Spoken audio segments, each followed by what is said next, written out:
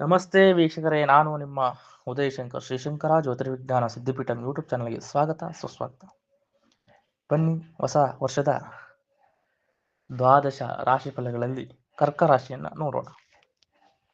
ಗ್ರಹ ಬಲವು ನಿನಗಿರಲು ದೊರೆಯು ಬಲ ಏಕೆ, ಅನುಗ್ರಹ ಉಂಟು ಅರಿತು ಆನೆಯನು ಇರು ಎಂಬಂತೆ ವರ್ಷಾರಂಭದಿಂದ 11ನೆಯ ಗುರು ಕಾಲಕಾಲಕ್ಕೆ ಅನುಗ್ರಹ ಮಾಡುವುದುಂಟು. ಅಧಿಕಾರದ ಸ್ಥಾನ ಮಾನಗಳು ಹುಡುಕಿಕೊಂಡು ಬರುವವರು. ನೂತನ ಯೋಜನೆಗಳು ಗರಿಗೆದರಿ ನಿಲ್ಲುವವು.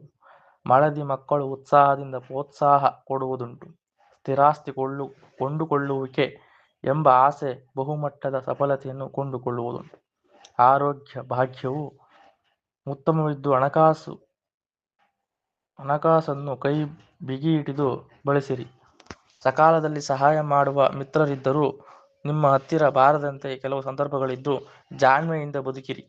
ಬಿದ್ದವನು ಎದ್ದು ಬರುವುದುಂಟು, ಬಿದ್ದ ಮರ ತಾನೆದ್ದು ಬರುವುದೇ ಎಂಬಂತೆ ಅರಿತು ನೀವು ಗಟ್ಟಿಯಾಗಿ ನಿಲ್ಲುವುದನ್ನು ತಿಳಿದುಕೊಳ್ಳಿ. ಮಂತ್ರೋಪಕರಣಗಳನ್ನು ಖರೀದಿಸುವ ಅವಕಾಶವುಂಟು. ಬಹು ಆಸೆಯು ಕೋಲ್ಮಿಂಚೊಂದು ಮಿಂಚುವುದರಿಂದ ತಕ್ಷಣ ಬೆನ್ನು ಹತ್ತದೆ ಮನೆಯ ಪರಿವಾರದೊಡನೆ ವಿಚಾರಿಸಿ ನಿರ್ಣಯ ತೆಗೆದುಕೊಳ್ಳಿ. ಅವಕಾಶಗಳುಂಟು. ಬಹು ಆಸೆಯ ಕೋಲ್ಮಿಂಚೊಂದು ಮಿಂಚುವುದಿದ್ದು ತಕ್ಷಣ ಬೆನ್ನು ಹತ್ತದೆ ಮನೆಯ ಪರಿವಾರದೊಡನೆ ವಿಚಾರಿಸಿ ನಿರ್ಣಯ ತೆಗೆದುಕೊಳ್ಳಿ. ವಿದ್ಯಾರ್ಥಿಗಳಿಗೆ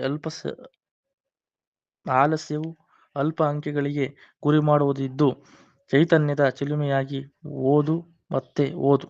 ಓದಲೇಬೇಕು, ಪರಿಶ್ರಮಕ್ಕೆ ಫಲವಿದೆ.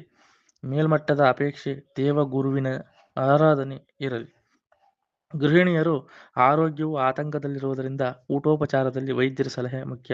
ಅಲಕ್ಷ್ಯ ಮಾಡದೆ ಔಷಧೋಪಚಾರಗಳನ್ನು ಅನುಸರಿಸಿ. ಒಟ್ಟಾರೆಯಾಗಿ ಈ ರಾಶಿಯವರು 100ಕ್ಕೆ 80ರಷ್ಟು ಶುಭ ಫಲವನ್ನು ಪಡೆಯುವಿರಿ. ಹೆಚ್ಚಿನ ನಿರೀಕ್ಷೆಗೆ ಕುಲದೇವತಾದಿಗಳನ್ನು ಸ್ಮರಣೆ, ಜಪ ತಪಾದಿಗಳನ್ನು, ಹೋಮಾದಿಗಳನ್ನು ಅನುಸರಿಸುವುದು ಉತ್ತಮ. ಈ ಮಾಹಿತಿಯು ತಮಗೆ ಇಷ್ಟವಾಗಿದ್ದಲ್ಲಿ ಲೈಕ್ ಮಾಡಿ, ಶೇರ್ ಮಾಡಿ. ಹಾಗೆ ನಮ್ಮ ಈ ಶ್ರೀಶಂಕರ ಜ್ಯೋತಿರ್ವಿಜ್ಞಾನ ಸಿದ್ಧಿಪೀಠಂ ಯೂಟ್ಯೂಬ್ ಚಾನಲನ್ನು ಸಬ್ಸ್ಕ್ರೈಬ್ ಮಾಡಿ.